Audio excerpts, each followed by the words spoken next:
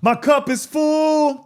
I say my cup is full. I'm back trying to get into the vibe of the show. Okay, last episode, you saw what it was. Okay, I'm trying. Now look, I'm very excited about this episode. Let's get into it. Ladies and gentlemen, from Philadelphia, a comedian, very funny. I've worked with him in Detroit. I've worked with him on the road. Very funny. Y'all please get up for Granville one time. Everybody, welcome to the podcast one time. Hey! Now, when I met you, right, we were doing the class, right? Right. And I remember you were just like real. You were real like if your mom. This is my impression. It was like I remember you were like, "How you doing?" You know, right? And so like, you know, you ready to work, right? I was like, okay, cool.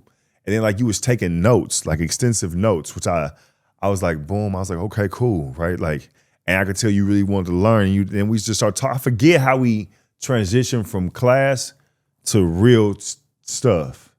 So, I mean, when we first met, we met at a show, right, in Jersey, right, at Wilson's. With Touré, right? Yes, boom, boom, boom, boom. So, that's when we first met, and then I did seek the class, and I didn't expect the class to go where it went either. When we were talking, you said, I asked your opinion. Because I had an encounter with a young lady. I asked your opinion, and you gave me your opinion.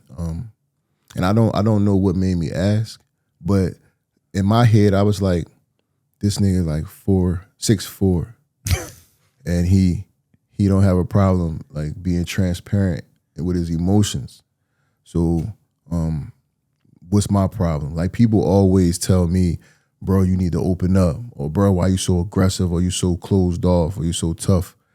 So I have a problem. I struggle like with letting people in. I struggle with expressing my emotions. I was raised and taught I'm a man. So as a man, what are you crying for? What are you sad for? There's no room for that. And you got things to do. The world doesn't care. And then when I went in the military, what branch? Sorry, Brian. I was in the Air Force, but I was a cop in the Air Force. So when I went on missions and stuff, we was with the Army, and my job was to always protect any base I was at. I had to protect and serve people. So in basic training, they break you. They break you down. Like, what are you crying for? Your mother, your father's not here. So who's gonna help you? And that's how the world is. I went in when I'm on my 19th birthday, from trying to be a thug out here in the street doing stuff that I really didn't have to do, but I was good at it. But things happened. Trouble came my way, and I got out of Dodge. So when I went in the military, I was used to getting yelled at. My mom, she's one of those people. Dog, my dad military. Right. So there wasn't the yelling, but it was the perspective of I'm out here on my own. Nobody's here to help me or save me. And what are you going to do about it? Like, it was people that you could tell, people who don't receive discipline, they was crying and wanting to go back home. And I found myself giving them those talks like, you need to man up. We grown right now. Like, we were thrown to the wolves, but you know, what else do you have? So that's when I seen that you were vulnerable with emotions, I said, oh, this is what people talking about. Because my relationship struggle because of that. Because of vulnerability? Because I'm aggressive. I don't show it. So I have a daughter. My relationship struggle with her. You get aggressive, what do you mean? If somebody come to me crying, I'm like, what you crying for? So, see, that's why I wanted to break it down. Aggressive, like people who are fearful, but aggressive in a style of like how you love. Right, or how I handle situations. Right. I don't show emotion where people feel like I should. When people tell me problems, I don't feel like it's a big problem. I'll be like, okay. Like, what are we going to do about this problem is the question. We're not going to sit here and cry. Like I said, I was in the streets before, so that's a traumatic experience. I got out of the street because I got robbed and tied up and put in a tub. So from that trauma, you never told me this. You waited to the podcast to tell me he was kidnapped? It wasn't kidnapped. It was a robbery, but it's cool. That's what come with the game. That's how you know you're doing all right in the game. If they feel like they want to rob you. That's how you know you made it. Well, I hope that doesn't translate to comedy. I hope I haven't reached the pinnacle when I'm in a tub like, oh. Right. So you was a train day. You was the white boy in train day. It was like, I was trying to save your daughter. Like, I felt like that. Yeah. I was in the tub. They put us in the tub. Like, it was crazy. They came in, and it was crazy because my cousins on my mom's side went to school with the bull that lined us up. So I didn't trust it, but you know, when you young, they be like, oh, stop grilling. And I'm like, all right. And then he lined us. That right there was a wake-up call. At the time, I was young adult, thinking I knew everything. Right. My mom was like, you're not bringing that ruckus here. My dad was like, you're not bringing that back here. So I had to go. On my 19th birthday, I went to the military and now served the country. So the emotion that other people have, regular people, I don't have it. I don't, you might be, oh man, I'm going through this. My girl left me. I'm like, there's plenty of other women out here, bro. So but now I'm taking the time to, I feel it, but when I feel it, I wipe my tears and I just go. Because who cares? That's what I was told. My stepfather played a significant role in that as well, because he was a man's man, I guess you could say. He had his flaws, but he the reason why I became who I became at a young age. My mom babied me, so I was loved, but she made me soft. Like I was a wimp.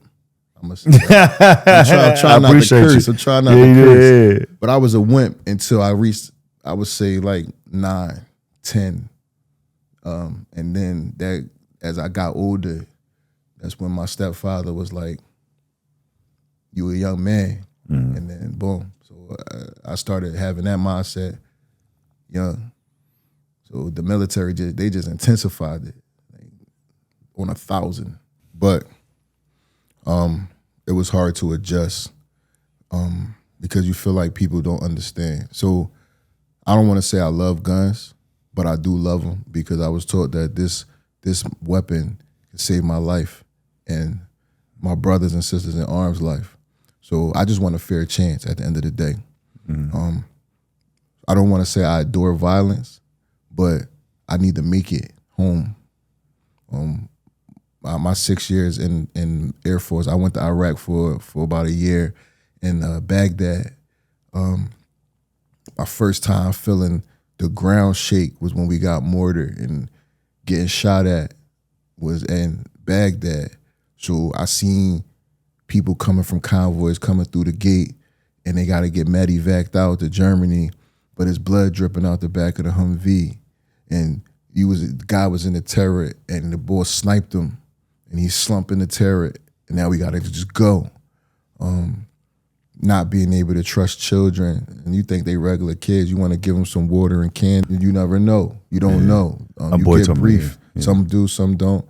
But I gotta make it home. So here, I throw this at you. Don't come closer, because I'll kill you. And I never thought I would say I'd kill a kid, but I gotta make it home to mine. You know what I'm saying? So coming home, people don't understand why you're so hyper vigilant. People don't understand why you don't like crowded clubs. So when I came home, my uncle was in the Army. So we trained a lot. He taught me all the martial arts, the hand-to-hand combat. That makes me calmer, knowing that I know what I know and I can protect myself and those around me. The world that we live in is crazy, so you never know what you're going to expect. So that makes me calm, just knowing that I'm prepared. I don't want to ever have to use it, but if I need to use it, I need to know that I can get up out this situation. I'm not the toughest guy out here, but I really don't care about being tough. At the end of the day, it's not about being tough when you're in a situation. It's about situational awareness. So how can I handle this situation? My mind goes where other people's mind is not. When we out at a club, there's a bunch of people around.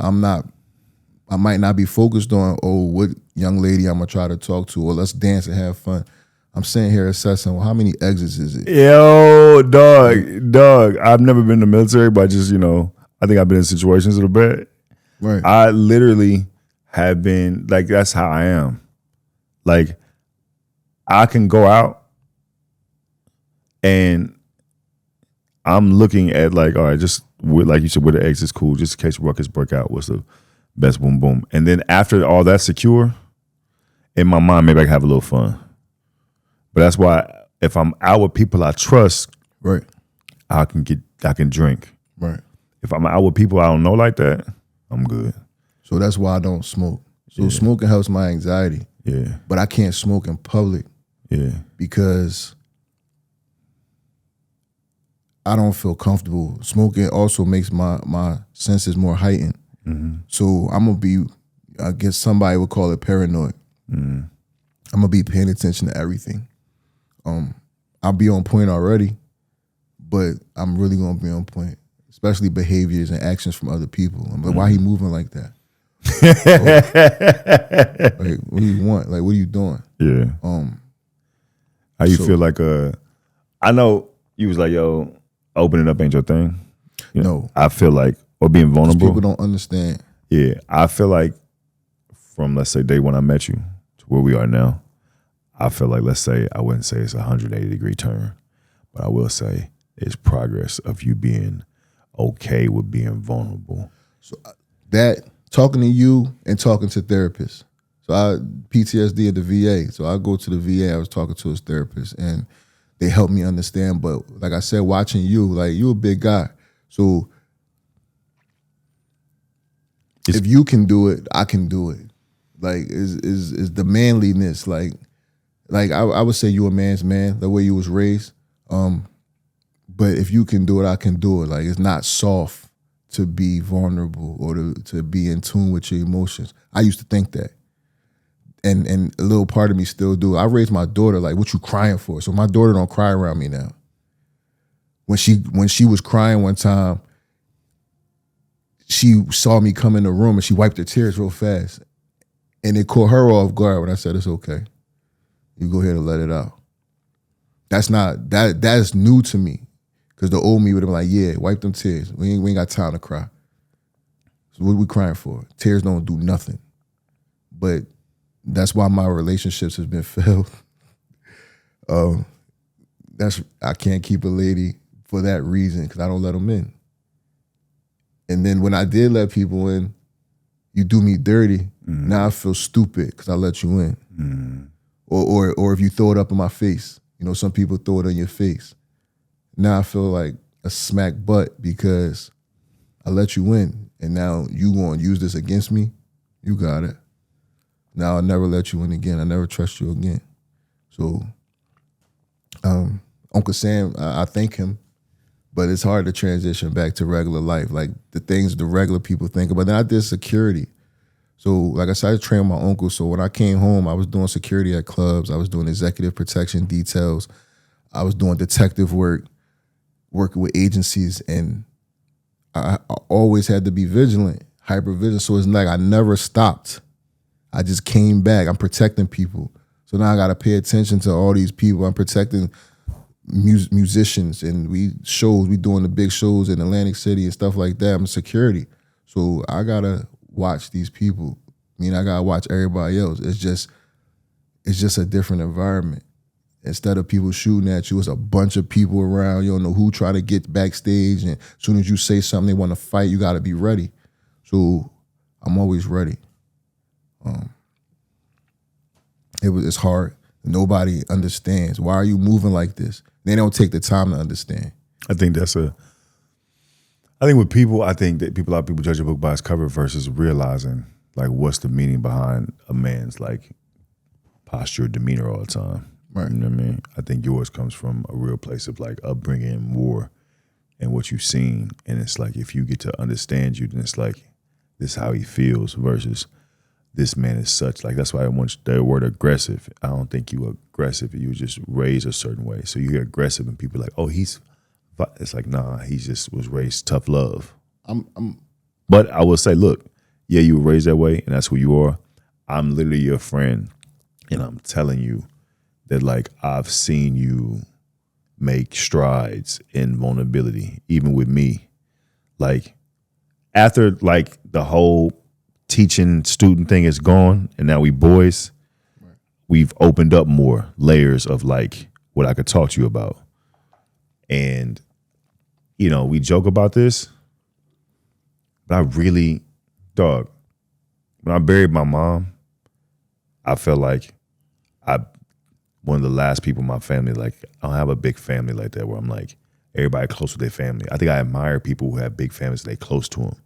I'm close with my cousins. I'm close with Shay. I'm close with Elena. I'm close with Dez and Courtney, my cousin Dion. It's not like that lady I buried. It's like after that, it's like boom. Like I value like, you know, friendships. But you know how angry I was about my uncle's situation. And like at the funeral, it's like, you know,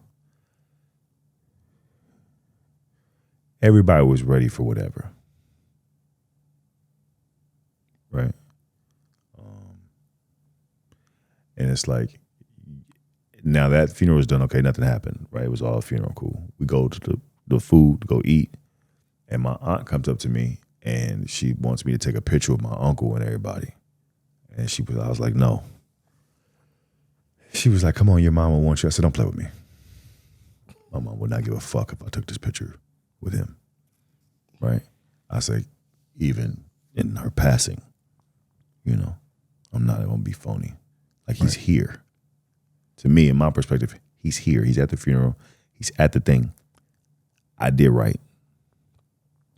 Making me take a picture, to me, is like, y'all playing with me. I said, your mom, you're my thing. Don't play with me.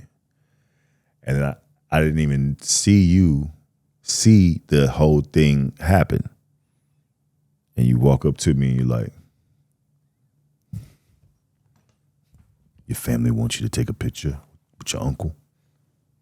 Yeah, man. I ain't fucking take the picture. What? Now, listen, everybody has seen the podcast for the past, 30, 40 minutes?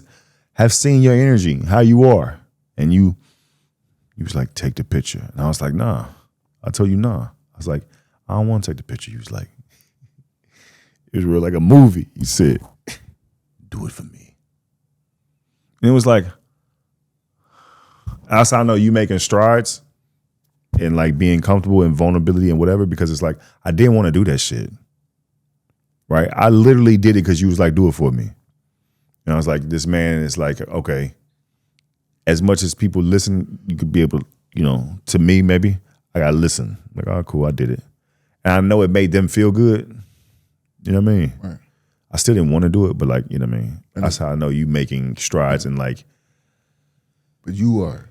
It's not just about feeling good. So how you say that I was that for you, my uncle was that for me. So I was a firecracker, bro. Get out of here, Granville. You mean to tell me you were a hothead? Right. So my uncle really calms me down. One day you're going to meet him. I already told him. So you're going to meet him.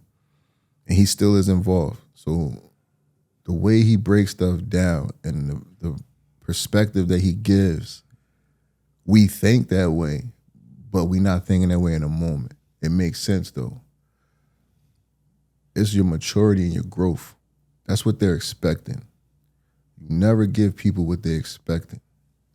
Even in war, they're expecting you to do this. So I'm not going to move how you expect. I'm going to throw you off a little bit.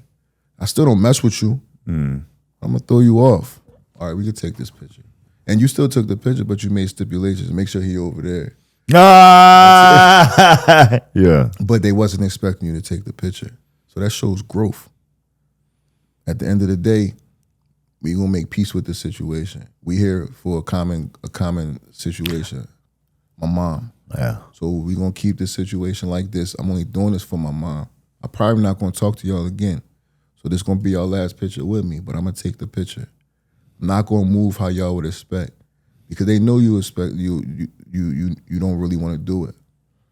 You never give them what they want. You can't keep moving the same way. They even tell you don't move in a straight line. You move on squiggles.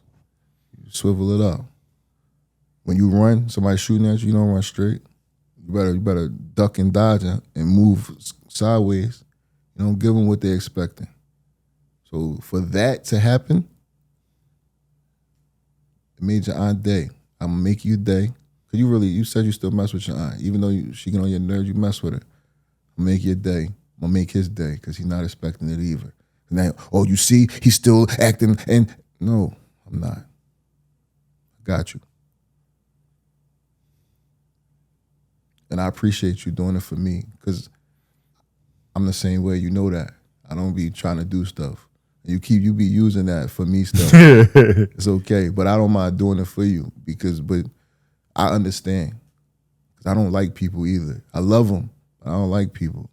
My mom don't even get emotion from me, and that's hard. My mom, you can't hug your mom. You too big to hug. Mom, I don't feel comfortable hugging you. I don't feel comfortable. I'm trying to do better. I don't feel comfortable hugging my daughter. It makes you feel different. What, as your boy, and the things you work through, this ain't like I can ask you off air too. So I think it's for the podcast. What could people? I'll say this. What could people do to your friends that in your corner to help you with like feeling comfortable with that emotion? Because now that you told me that, I'm finna hug shout you when I see you now. I'm gonna make it's it crazy because we hug. I'm gonna make it uncomfortable. We hugged before. I'm gonna yell like this. Is my friend. I love him in public, in front of people. You know what's crazy? This is what the camera should know. Randomly, Granville has a serious nature, right? You know all this jazz. Granville don't like some people, but when Granville is like, listen, I don't talk to people. Right, besides the podcast, whatever. I'm gonna tell you what threw me off about Granville. You talk to strangers and you so soft with them and nice. Taylor, am I lying? Dog, we get in the Uber and you'll be like, "How you doing, sir? How's your day?" And he'd be like, "Fine. Yeah, I'm new to LA. What's some things you think I could get into?" And they'll be like, maybe oh yeah, thank you. So what's your perspective? And you'll be like talking, you be nice. Strangers, like we walking by, and like you got. Maybe this ain't for you. This is for the camera. Here's what I want y'all to know about Granville. So much personality. Taylor, so much personality. Like we went to goddamn karaoke. I'm going to see if I get the video. And you see how serious Granville is? Granville, I hope. Taylor, do you have that video on your phone? We're going to put it on the episode. This dude was like working the board. Like, I'm going to do the songs. Y'all just tell me what y'all want to sing. I protect. Then he was like, you ever know, like you go to karaoke spots and the DJ, like when he sings, he's finna shut it down. Like that's why he run the spot. That was Granville. Granville was so serious. What was the song you sang? I sung a lot of songs. But you had dance moves. You was doing this. You started humping the floor. You was like, yeah. And even James was like, yo, this dude got so much personality. So don't get it twisted based on what I'm saying. Tons of personality. Gotta feel comfortable though. You know what I mean? And I respect that. Like we went bowling. I told you, I was like, hey dog, you was dancing. He was like, I feel comfortable. Right. What do you think it makes you feel comfortable enough to be like that? Because here's the reality. You ain't gonna be like that around everybody. But that version of you, people probably dying to see how they get there. Because I got there. Taylor got there. Taylor love you. Let me tell you something. Taylor met you in DC, dog. And like this is why me and Taylor cool. I feel like Taylor has good discernment with people, right? You know, some people could be like, oh, they whatever. Taylor never said it about you. You came to goddamn DC, and I think it was in the green room or something.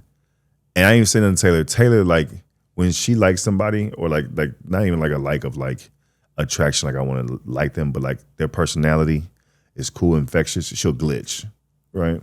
She'll be like, right? And so she was just like, I love Granville. I was like, yeah, Granville is cool. She was like, no, he's so sweet of a he's so sweet of a person. He's so sweet of a person. I was like, no, he is. And she was like, she'll glitch like, I love him. Right? And then she was like, she even said, I don't want Granville to think like I'm like crushing on him. I just think he's a good guy. Right. And then like I was gonna tell her, I was like, hey, I got surprised somebody coming to see me for my birthday. Somebody's flying in town to see me. She's like, who? I didn't want to tell her. I said, she's like, I knew it was Granville. I knew it was him. I love Granville. So it's like, I say that to say that twice. For two reasons. One, to embarrass her. But for two, to realize that like when you are in spaces that you're comfortable of like emotional, like it shows through people first impressions. He was like, she love you. So I guess for the audience, it's like, I want them to know that even though it seems like he's a serious dude, is reasons for it. But when you are comfortable, dog, I look at your face right now. You can look on camera. When you are comfortable, you be smiling, you be dancing and having a good ass time. My question would be, what could people in your life do to make you comfortable that in a more consistent basis where it's a process, right? Because we are who we are, right? But like to help. Like you don't like nobody doing nothing for you, right? Right. It's not even like, it be opening a goddamn door where like he won't move, where you're like, I'm a gentleman. You open my Uber door, I don't like it, right? And I'll be like, Granville, you be like, it's cool, get in. And it'll make me feel like, all right, but like, cause I'm a protector too. I'm in an out protector, like this nigga like, it's like you gotta let people do nice stuff for you. So, because it's how people show love. And it's random. And even though we're talking about it, it's not like something like voice, just whatever it is that's random acts of kindness. right. Listen to me. Whatever it is to people that you trust and love, let that happen because it's like, makes me feel good if I can randomly do something for Taylor, for you, for Leash. It just makes me feel good. So I know how you was raised, right? I know whatever. Allow that because you know what it is? It also makes other people feel good. Like it makes me feel good. Right. You feel me? But I know what you're finna say. Shit. Like, look, Taylor, we in, where was we? Detroit. No. Was it in Detroit? Yeah. So Detroit Chris Brown concert. So hotels was like $72,000 a night, right? And so when Chris got there and Granville got there, we got a double bed, right? So me and Chris been knowing each other like so long. Hey, we gonna share the bed, Granville. You get the other bed. Now, Taylor, listen because you need to talk to him later. There's a whole ass bed available. Granville is on the floor. Granville, like he's still at war, like, hey, listen, y'all only sharing the bed because for me, I could sleep on the floor. I've slept in worse situations. And you be like, Granville, it's 2 a.m, nigga. I get it. If you don't get your goddamn I am legend ass in the bed. And he was like, and then like you couldn't see Granville because he would just be on the floor. And Chris is even like, Granville, like enough now. And Granville just pop his head up. I appreciate everything y'all are trying to do for me right now. Granville, for me, you know how I literally had to say, you know how I took a picture with my uncle? Yeah. But you gonna use that against me. Can you please get in the bed? Granville gets off the floor, right? Gets in the bed and is like, no, I was only saying it.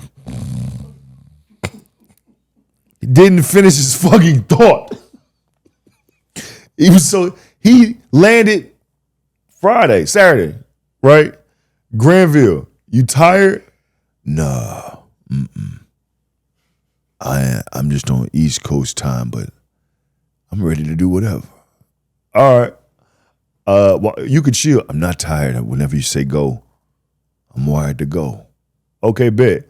I go back, I do something. Granville in the chair. Granville, I'm not sleepy. I'm just on the East Coast time. I said you were saying the same shit. Taylor makes you comfortable? Taylor makes you comfortable? Yeah, her vibe. She got good energy. I have a story. Go ahead. You gotta get on the mic. Yeah, I have to tell this. Twist it. No, just twist it. Yeah, just to speak to Granville's character. Granville did something so nice at the funeral. He did something so nice at the funeral. And like you said, Granville, like you can't do anything for him because God forbid. Oh, yes. Granville had 10 pizzas and 50 wings. And I opened the door for him. He said, ma'am. I said, I'm sorry. I closed the door and I opened my own door. I said, my bad. I'm so sorry. But he did something so nice at the funeral. And I was like, he walked over to me and was like, let's go. And I said, what's going to happen? So I went upstairs and bought him, what was it, crawfish etouffee. But I couldn't tell him because Granville would have been like, what you do that? Right. And Granville would have been like, so when we got to the Airbnb, I knocked on his door. You know, his shoes was off, his feet was up. So, you know, you had to catch him in the vulnerable situation. And I said, I bought this for you. And I left and closed the door. Because you're not going to be like, man, this isn't, eat the food. You gotta run from Granville. Yeah, you gotta What are you run. doing?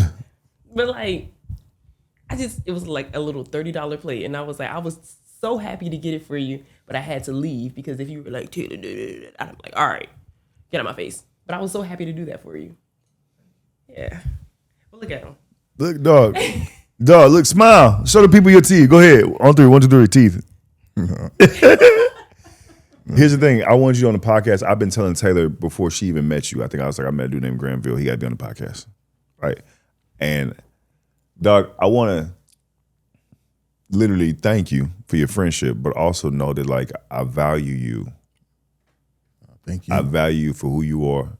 You know what I mean? And I don't feel like changing isn't bad as long as your growth is like you're trying to do it for the good. So I feel like you are, when I first met you, you was like telling how you feel and how people feel about you. And I feel like that you are allowing, even though you still be hard-headed, you're allowing people to love on you.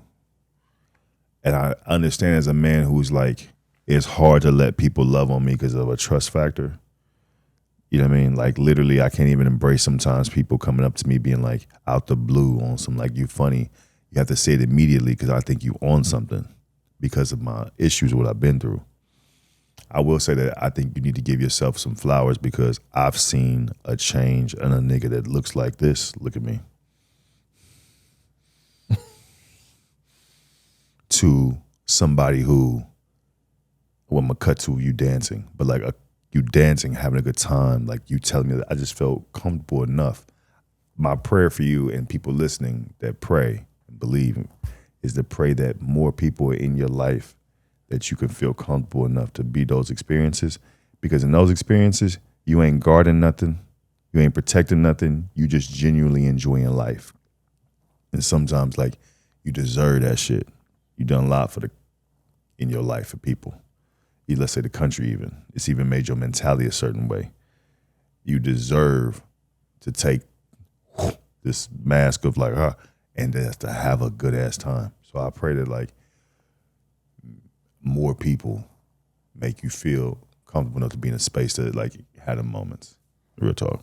I appreciate it. I do. I appreciate everybody. Taylor, you, Leash. I appreciate y'all for just allowing me to be me, but being who you are. Because I wouldn't, if I got a different vibe, I wouldn't have opened up at all. I feel like it's hard to get to those emotions or to open up because it's all PTSD at the end of the day. You know, the average person can have PTSD. I feel like it's hard because I've been in situations where people throw it in your face. So I don't want that. Especially if it's somebody you really care about. And then they throw it in your face or they use you. You find out they were just taking advantage. So it's to protect my feelings from being hurt. And it's also to protect me from wanting to hurt those people because that's my first reaction. And that shouldn't be. Yeah, you've been honest, I get it. But my first reaction is you hurt me, so I need to hurt you. So I don't want to give people ammunition. So that's why I have a problem receiving stuff from people, opening up fully emotionally. It's a defense mechanism. You get a piece of me, but you're not gonna get all of this vested so that you see that you got me open, because that's when people take your kindness for weakness. So I appreciate y'all for allowing me to be me, and I don't want to say taking advantage, but I appreciate y'all for not taking advantage, because you vulnerable, you open up to me. So I'm sure you've been in this industry, you've been living a little bit longer than me, so you've been around people who take advantage of your vulnerabilities. So I try not to reveal my Which is the reason why I am the way I am now. Right. It's the reason when people see me and be like, man, I've been the nice person and Right. been taken advantage of. Right. Like by, and it be people Right. I just don't say shit. It's always the ones closest to you. Yeah. So I don't even give people the opportunity. And I'm really not a bad guy. I'm really trying to get away from that stereotype or that characteristic people pin on me. I'm not a bad guy. I'm a good, loving guy. But I don't trust people. I don't. You got to bring that out of me. You got to earn that. And I make everybody earn it. Because when I just give it, I might be giving it to the wrong person. And that's in any situation. So I try to be careful. I analyze every situation. People think I over. Are you a Virgo? I'm a Taurus. Oh, that's crazy because I heard Virgos analyze everything too. You mean that's just a natural motherfucking instinct just to analyze some shit? Yeah. Sorry, y'all, I got triggered. Yeah. No, I analyze everything, man. I question everybody. Oh. Question every motive. What's the reason behind this? Oh. Why are you being so nice to me? Oh. Yeah. So, why do you love me? Huh. If you say you love me. You're not a Virgo? No. That is crazy. No. Granville, keep preaching. Yeah. So I just appreciate y'all for allowing me. And like I said, I felt that with you. Like this dude, like you said, we barely know each other, but you being vulnerable to me, you opening up to me, you confiding in me, like that's trust. So now I see I can trust you. But once a person misuses my trust, it's over. It's over. So I'm trying to get to that point of not outwardly showing the aggressiveness or the hesitation to be that person, but it shows. I try to hide it, but it can't. And it makes, like I said, any relationship I've been in, it's not a good situation. Because if I feel like I could trust you, then I feel like I could be honest with you and question you. Like if you're supposed to be my lady or you're supposed to be my interest, I should be able to say, well, why this and why that? And you shouldn't get offended. If you just understand where I'm coming from, just like you want me to understand you. Now, I'm 41 now, so I dialed back a lot. I used to be way more aggressive. I used to be like, who, and what, and why, and it would come across way more aggressive. So you be more in your credit for your non-aggressive. Like, look, this could be way worse. Right. Right. I've tried so hard. And then when I care about you and I love you, that's when the aggressiveness, because when I really am angry at somebody or I'm not aggressive, I'm calm. I learned that from my uncle. Shout out to my uncle Shamar. But you be calm. I don't want you to know that I'm about to react. Mm-hmm. So I'm calm when I'm really don't care about you. I only argue or get to that situation with people I love and care about. I say this to anybody. If I love you, and anybody that watch this can attest, if I love you and care about you. That's what Taylor be doing, so I'm doing it. Go ahead. Right. I will argue with you or debate or whatever. If I don't care about you, I'm not even going to take the time, because the next thing is there's no need to argue. What are we going to do about this? You either going to do this or we're not going to do this. You're not a Virgo? No. So, well, you're clocking T, as the young people say. Hey, look, man, I've been waiting for this podcast to happen, specifically this episode. I appreciate you. As your friend, I appreciate you. You feel me? I appreciate you. Everybody, when your mama die, everybody be like, call me. I'm here if you ever need me, right? But that's a lie, right? Niggas be sleep, right? Niggas go to bed about 9. They really mean call me until 9, because then I got to prepare for Monday the next day, which I get. You, Taylor, like, you know what I mean? Like, literally, you be up. What's up? And like, you know what I mean? I appreciate y'all. I appreciate you. I mean, I appreciate your friendship.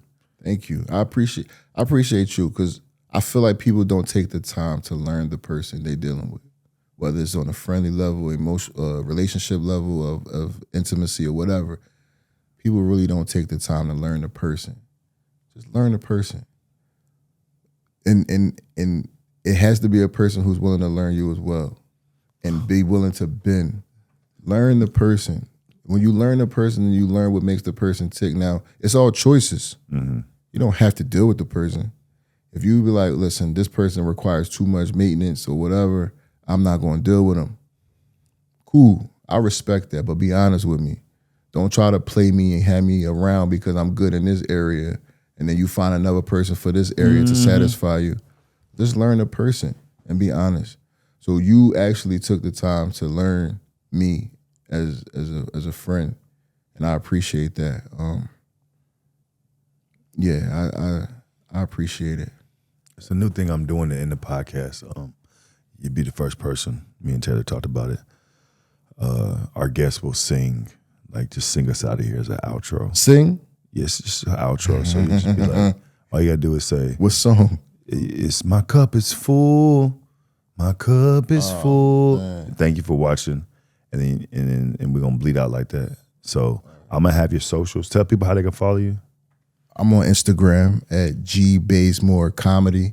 That's GBAZEMORE Comedy, all one word. And if you're in Philadelphia and you got some family members that die and you're looking for somebody to embalm their body.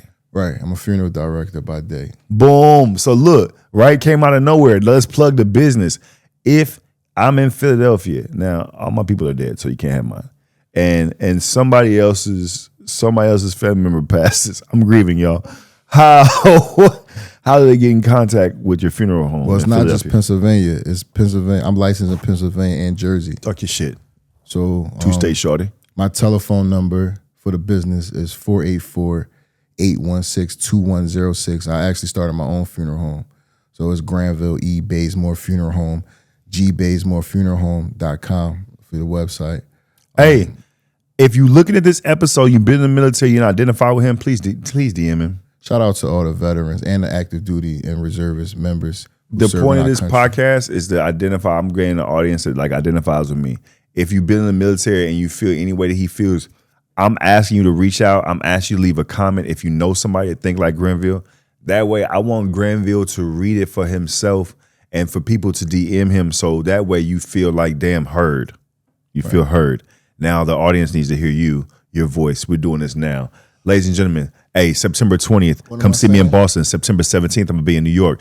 October 23rd, I'm going to be in Atlanta. September 21st, I'm going to be in LA. So October 1st, I'll be back in LA with DeJuan Brown. And December 31st, I'll be at Dallas Comedy Club for New Year's Eve show. Get your tickets, you want to sell out. And with the outro now to this camera, you're going to sing before that. Karaoke Please energy. come and support my guy. His vulnerabilities show on stage, which makes your show a great show. So come support my guy at one of those shows and one of those dates. That's all I have to say about that. I appreciate you, dog. We really do have a good time. I promise y'all I don't be crying on stage. We really have a good time. I'm going to start releasing clips again because I haven't released them because I didn't feel like it. But now I am. And here we go. 2 camera. What am I singing? My cup is full.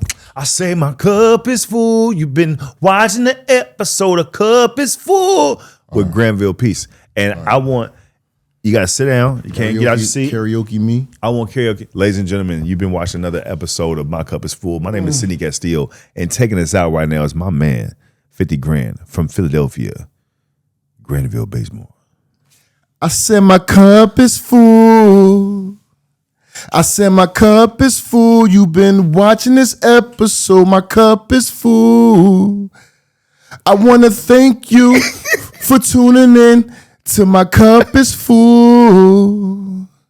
If your cup is full, we gonna empty it out and then fill it again with Sidney Castillo and Teller the twin. So my cup is full. Thank y'all. Ladies and gentlemen, I'll see y'all next week. Hey, give it for Granville one time, man. I love you, dog. Bet, we done. Appreciate you. That was great. That's a good ass episode. Thank you. That's a good ass episode. Everybody hug Granville. No hugs. Come on, man, get up. Get the hug. Hey, man. Is it a group hug? Hey, everybody get in here. Oh man. Everybody touch it. I love you, dog.